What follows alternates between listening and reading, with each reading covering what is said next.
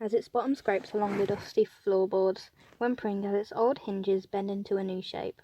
It's been so long since it's last been opened that its bones crack as it moves. It groans as I step onto it, wriggling under my foot.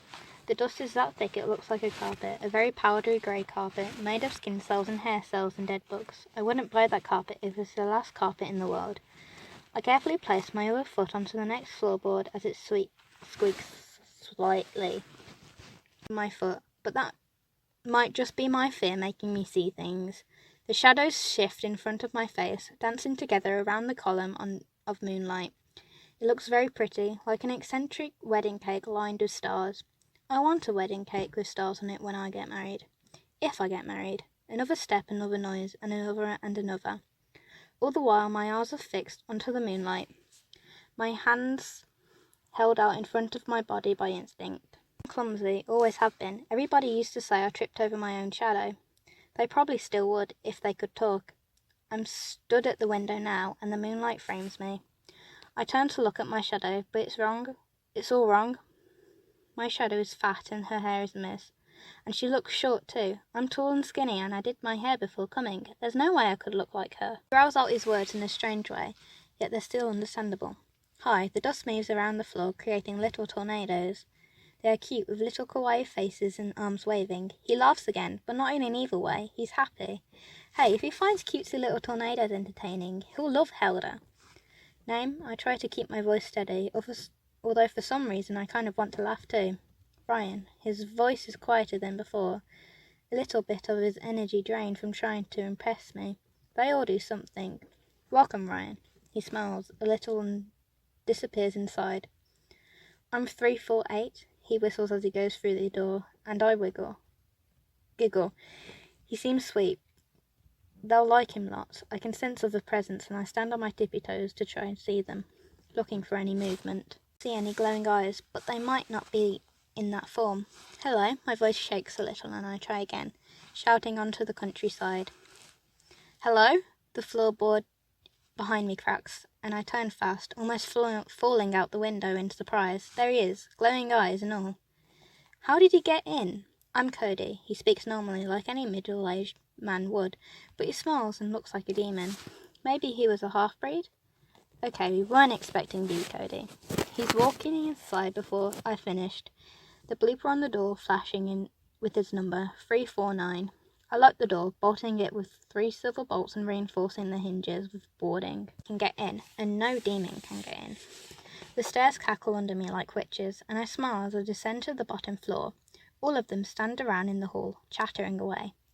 Pearson sees me, his large figure waving through the crowd to get to me. Number 1, he tips his head to me, a small smile on his face. Number 31, how are you? I turn away from him and he follows me, like he always does. Peter joins him, greeting me in the same way. Good evening, number 274. They always ask me how I remember what number they all are. And I say it's part of my power. It's not. I have their names and numbers scratched into my wall with magic. Ryan and Cody come towards me out of their rooms in the hall and greet me by my name. Hello, number 348, number 349. We refer to each other by our code now. Carefully, eyes sparkling. They all call each other by their names, but they call me by my number. It's a sign of respect. Plus, I hate my name. What kind of name is Carmen for the greatest demon in history? Helder runs to me, a plate of cookies balanced on her palm. Hey-yo, number 1, she speaks so happily, her pigtails bouncing.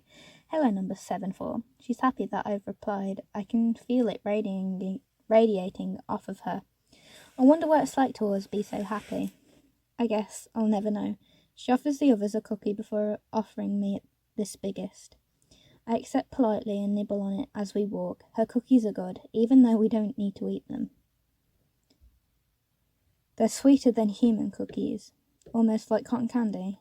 I must ask her for the recipe sometime. The Emission Alliance is in a strange place, but a safe one. The Alliance is in a strange place, but a safe one. All 349 of us are safe and protected by magic, hidden from the humans and the government who have been hunting us for centuries, and safe from the other demons. That we're good. In fact, all of us are either evil or neutral, according to the scanners. We have a scanner above every door, and it shows who's in the room on a little screen above and whether they're good, neutral, or evil. They're more helpful than CCTV would be because cameras can't see us. We enter the garden. 7-4 first, the scanner flashing neutral. Then 348, the scanner flashing evil. 274, the scanner showing evil. 31, the scanner showing neutral. 349, the scanner showing good.